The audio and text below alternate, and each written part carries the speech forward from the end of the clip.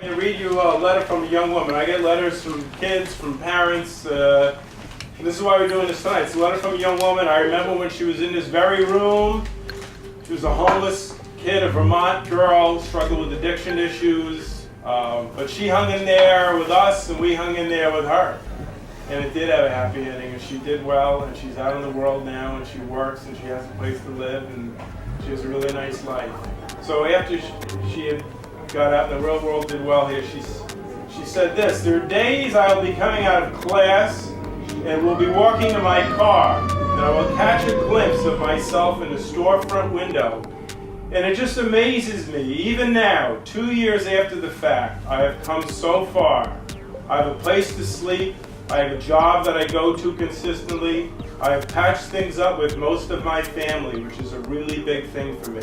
I can't even thank Spectrum enough, because you guys gave me the foundation to be able to move and make changes and help myself. And without that, I wouldn't have gotten this far. Only God knows where I would be right now."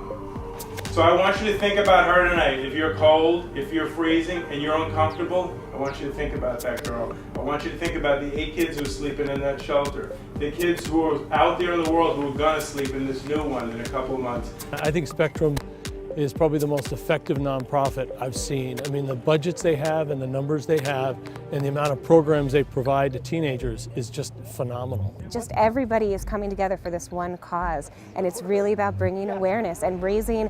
Well, I heard tonight the number is over $80,000. The 2 days before you do this, you start to appreciate everything that is in your life and everything that you evaluate and all the things that you take for granted and how much more you could be doing in your life to help other people.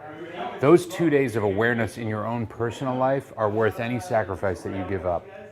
It's just brought an incredible awareness around our youth in the community. I never knew how many youth were actually homeless.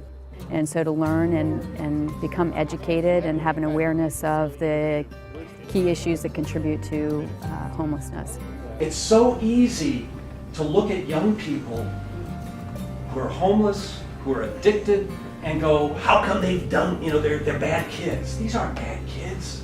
Sure, they've made some bad choices, some of them, but what Mark said about poverty and their backgrounds, haven't had the kind of safe, stable family life that most of us try to give to our own kids. Youth homelessness is an issue that is overlooked, I think, in many areas. A lot of people think of it as being a big city problem, but even in a small town like Burlington and in a small state like Vermont, youth homelessness is really a big issue and one that deserves a lot more attention than it gets. I would say get involved. I think I get more out of being involved than I would say I give.